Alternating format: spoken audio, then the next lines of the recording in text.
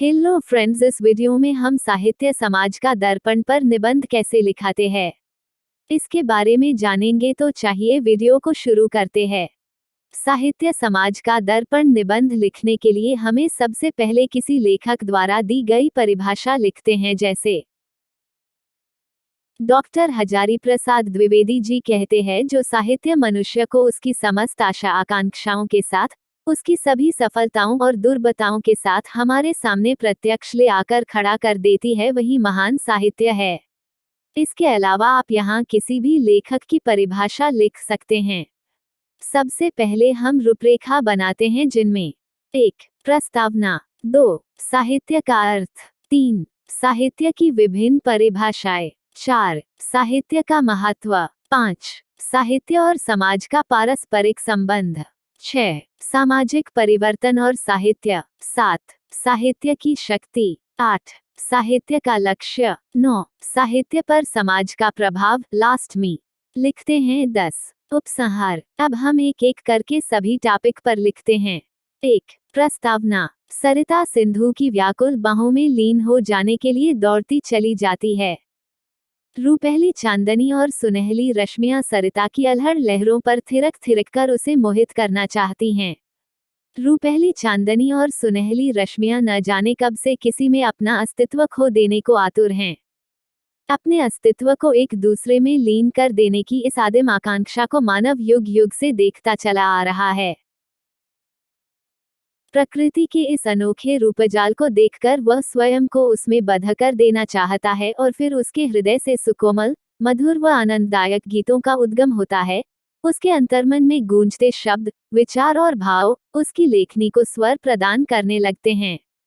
परिणामतः विभिन्न विधाओं पर आधारित साहित्य का सृजन होता चला जाता है।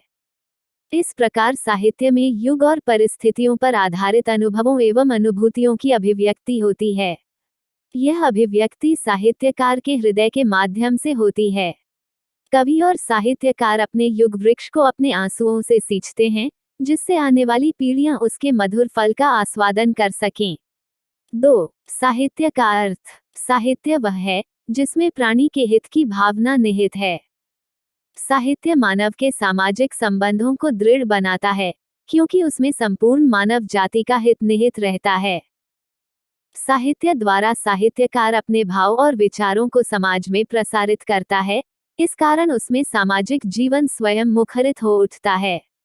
3. साहित्य की विभिन्न परिभाषाएं। डॉक्टर शून्य श्याम सुंदर दास ने साहित्य का विवेचन करते हुए लिखा है, भिन्न भिन्न काव्य कृतियों का समष्टि संग्रह ही साहित्य है। मुंशी प्रेमचंद ने साहित्य को जीवन की आलोचना कहा है। उनके विचार से साहित्य चाहे निबंध के रूप में हो, कहानी के रूप में हो या काव्य के रूप में हो, साहित्य को हमारे जीवन की आलोचना और व्याख्या करनी चाहिए। आंग्ल विद्वान मैथ्यू आर्नोल्ड ने भी साहित्य को जीवन की आलोचना माना है। Poetry is at bottom a criticism of life. पाश्चात्य विद्वान वर्सफील्ड ने साहित्य की परिभाषा देते हुए लिखा है, literature is the brain of humanity, अर्थात साहित्य मानवता का मस्तिष्क है। उपर्युक्त परिभाषाओं के आधार पर यह कहा जा सकता है कि कवि या लेखक अपने समय का प्रतिनिधि होता है। जिस प्रकार बेतार के तार का संग्राहक यंत्र आकाशमंडल में विचरती हुई विद्युत तरंगों को पकड़कर उनको शब्दों में परिवर्तित कर देता है, ठीक उसी प्रकार कवि या लेखक अपने समय के परिवेश में व्याप्त विचारों को पकड़कर मुखरित कर देता है। 4. साहित्यकार का महत्व। कवि और लेखक अपने समाज के मस्तिष्क भी हैं और मुख भी। साहित्यकार की पुकार समाज की पुकार है।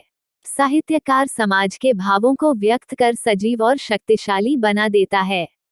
वह समाज का उन्नायक और शुभचिंतक होता है। उसकी रचना में समाज के भावों की झलक मिलती है। उसके द्वारा हम समाज के हृदय तक पहुंच जाते हैं। 5. साहित्य और समाज का पारस्परिक संबंध। साहित्य और समाज का संबंध अन्योन्याश्रित है।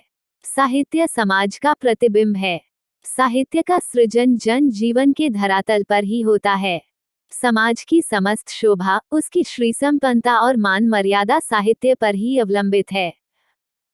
सामाजिक शक्ति या सजीवता, सामाजिक अशांति या निर्जीवता एवं सामाजिक सभ्यता या असभ्यता का निर्णायक एकमात्र साहित्य ही है। कवि एवं समाज एक दूसरे को प्रभावित करते हैं, अतः साहित्य समाज से भिन्न नहीं है। यदि समाज शरीर है तो साहित्य उसका मस्तिष्क। आचार्य रामचंद्र शुक्ल के शब्दों में, प्रत्येक देश का साहित्य वहाँ की जनता की चित्तवृत्ति का संचित प्रतिबिंब है। 6. सामाजिक परिवर्तन और साहित्य। साहित्य और समाज के इस अटूट संबंध को हम विश्व इतिहास के पृष्ठों में भी पाते हैं। फ्रांस की राज्य क्रांति के जन्मदाता वहाँ के साहित्यकार रूसो और वाल्टेयर हैं। इटली में मैजिनी के लेखों ने देश को प्रगति की ओर अग्रसर किया। हमारे देश में प्रेमचंद ने अपने उपन्यासों में भारतीय ग्रामों की आंसुओं भरी व्यथा कथा को मार्मिक रूप में व्यक्त किया।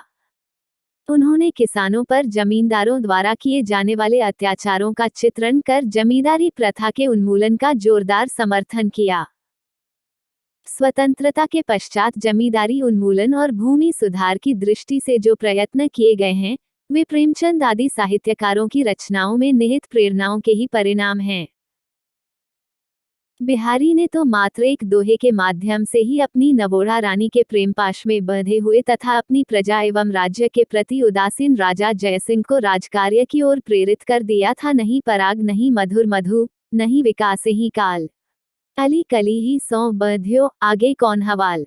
साहित्य की शक्ति निश्चय ही साहित्य असंभव को भी संभव बना देता है। उसमें भयंकरतम अस्त्र शस्त्रों से भी अधिक शक्ति छिपी है।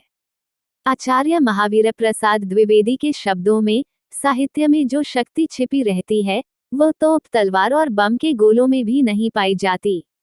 यूरोप में हानिकारक धार्मिक रूढ़ियों का उद्घाटन साहित्य ने ही किया है। जातीय स्वातंत्र्य के बीज उसी ने बोए हैं, व्यक्तिगत स्वतंत्रता के भावों को भी उसी ने पाला पोसा और बढ़ाया है। पतित देशों का पुनरुत्थान भी उसी ने किया है। 7. साहित्य का लक्ष्य। साहित्य हमारे आंतरिक भावों को जीवित रखकर हमारे व्यक्तित्व को स्थिर रखता है। वर्तमान भारतवर्ष में दिखाई देने वाला परिवर्तन अधिकांशतः विदेशी साहित्य के प्रभाव का ही परिणाम है। रोम ने यूनान पर राजनैतिक विजय प्राप्त की थी, किंतु यूनान ने अपने साहित्य द्वारा रोम पर मानसिक एवं भावात्मक रूप से विजय प्राप्त की और इस प्रकार सारे यूरोप पर अपने विचार और संस्कृति की छाप लगा दी। साहित्य की विजय शाश्वत होती है और शस्त्रों की विजय क्षणिक। अंग्रेज तलवार द्वारा भारत को दास्ता की श्रृंखला में इतनी दृढ़तापूर्वक नहीं बांध सके, जितना अपने साहित्य के प्रचार और हमारे साहित्य का ध्वंस करके सफल हो सके। यह उसी अंग्रेजी का प्रभाव है कि हमारे सौंदर्य संबंधी विचार, हमारी कला का आदर्श, हमारा शिष्टाचार आदि सभी यूरोप के अनुरूप हो गए हैं। 8. साहित्य पर समाज का प्रभाव। सत्य तो यह है कि साहित्य और समाज दोनों कदम से कदम मिलाकर चलते हैं। भारतीय साहित्य का उदाहरण देकर इस कथन की पुष्टि की जा सकती है। भारतीय दर्शन सुखांतवादी है। इस दर्शन के अनुसार मृत्यु और जीवन अनंत हैं तथा इस जन्म में बिछड़े प्राणी दूसरे जन्म में अवश्य मिलते हैं। यहाँ तक कि भारतीय दर्शन में ईश्वर का स्वरूप भी आनंदमय ही दर्शाया गया है। यहाँ के नाटक भी सुखांत ही रहे हैं। इन्हीं सब कारणों से भारतीय साहित्य आदर्शवादी भावों से परिपूर्ण और सुखांतवादी दृष्टिकोण पर आधारित रहा है। इसी प्रकार भौगोलिक दृष्टि से भारत की शस्य श्यामला भूमि, कल कल का स्वर उत्पन्न करती हुई नदियां, हिमशिखरों की धवल शैलमालाएं, वसंत और वर्षा के मनोहारी दृश्य आदि ने भी हिंदी साहित्य को कम प्रभावित नहीं किया है। 9. उपसंहार। अंत में हम कह सकते हैं कि समाज और साहित्य में आत्मा और शरीर जैसा संबंध है। समाज और साहित्य एक दूसरे के पूरक हैं, इन्हें एक दूसरे से अलग करना संभव नहीं है, अतः आवश्यकता इस बात की है कि साहित्यकार सामाजिक कल्याण को ही अपना लक्ष्य बनाकर साहित्य का सृजन करते रहें। वीडियो अच्छी लगे तो हमारे YouTube चैनल को सब्सक्राइब करें और इसे वीडियो को अपने दोस्तों के साथ शेयर करें और आप किस विषय पर निबंध चाहते हैं हमें कमेंट करें। धन्यवाद।